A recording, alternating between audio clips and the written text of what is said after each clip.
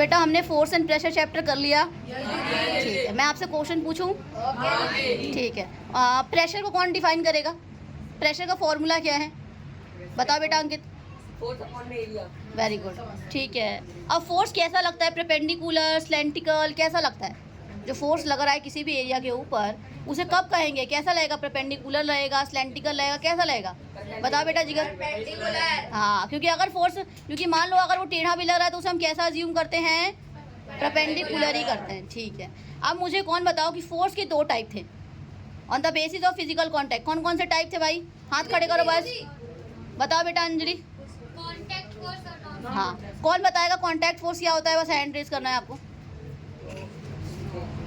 ठीक है, बताओ सत्यम। जो किसी दो ऑब्जेक्ट में फोर्स लगता है। कैसे लगता है? मतलब बॉडी कैसी रहनी चाहिए? फिजिकली कांटेक्ट में होनी चाहिए। ठीक है। नॉन कांटेक्ट किसे कहेंगे? जो बिना फिजिकली कांटेक्ट के लगती है। अच्छा, कांटेक्ट फोर्स के क्या क्या एग्जांपल थे? हैंड रेज करो जिसे आता है। कांटेक्ट फोर्स के क्या क्या एग्जांपल थे? हैंड रेज करो, हैंड रेज करो जिसे भी आता है। ठीक है, ठीक है, ठीक है, ठीक है, ठीक है। बताओ अंजलि। हाँ हाँ मैकेनिकल फोर्स, हाँ, फ्रिक्शनल फोर्स। वेरी गुड, ठीक है। अब नॉन कांटेक्ट के कौन कौन से एग्जांपल थे? ठीक है, ठीक है, ठीक है। बताओ बेटा, गर्ल्स में बताओ। दीदी इसमें हाँ हाँ ग्रेविटेशनल फोर्स, हाँ स्टैटिक फोर्स, हाँ, मैग्नेटिक फोर्स। ठीक है। तो नॉन कांटेक्ट फोर्स हो गया। मैग्नेटिक फोर्स क्या होता है? कौन बताएगा?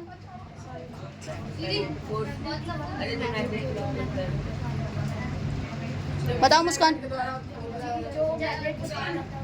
ठीक है। अब बताओ मुझे इलेक्ट्रोस्टैटिक फोर्स क्या होता है? ये थोड़ा टफ पड़ेगा समझाने में, लेकिन बताना तो पड़ेगा ही आपको। इलेक्ट्रोस्टैटिक फोर्स क्या होता है? ठीक है। नहीं नहीं नहीं, मैं जिसे बोलूँगी वो। हाँ ठीक है, ठीक है, मुझे पता है, सबको पता है। शांत शांत। चलो मुस्कान तुम बताओ। हाँ, जब कोई चार्ज बॉडी अनचार्ज बॉडी पे फोर्स लगा। क्या वो चार्ज बॉडी पे नहीं लगा सकती? लगा सकती है। जब कोई भी चार्ज ऑब्जेक्ट चार्ज बॉडी किस पे लगाती है? या तो चार्ज ऑब्जेक्ट पे या फिर उसे हम क्या बोल देते हैं? इलेक्ट्रोस्टैटिक। ठीक है, मैंने आपको इसका एक्सपेरिमेंट करके दिखाया था ना, तो हमने वो पेपर वाला करा था। ठीक है, अगला क्वेश्चन है बेटा मेरा, मस्कुलर फोर्स क्या होता है? मस्कुलर फोर्स पूछने तो दिया करो। फ्रिक्शनल फोर्स क्या होता है? चलो,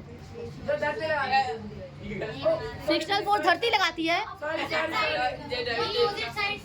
भाई। Gravitational force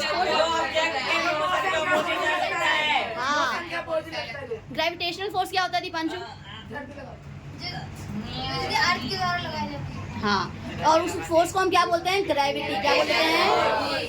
gravitational force attractive होती है कि रिपल्सिव होती है? क्यों अट्रैक्टिव क्यों होती है? और रिपल्सिव कोई फोर्स क्यों होती है?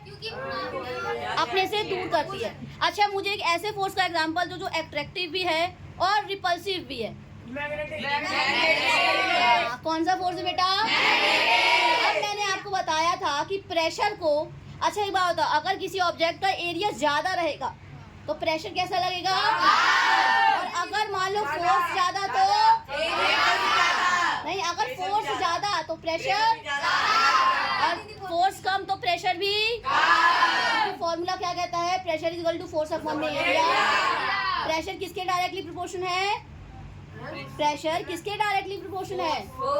और किसके इनवर्सली प्रोपोर्शन है? डायरेक्टली प्रोपोर्शन कहने का क्या मतलब होता है? अगर एक चीज बढ़ेगी तो दूसरी चीज भी, और इनवर्सली कहने का मतलब क्या? अगर एक चीज बढ़ेगी तो दूसरी चीज।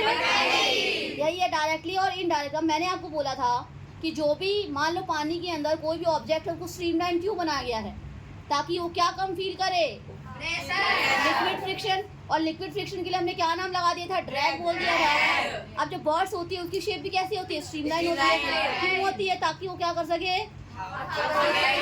आसानी से एयर को क्रॉस करके क्या सकते जा सकते। मुझे लग रहा है आपको चैप्टर ये काफी अच्छे से आ गया है। वेरी गुड, अपने लिए क्लैपिंग कर लो।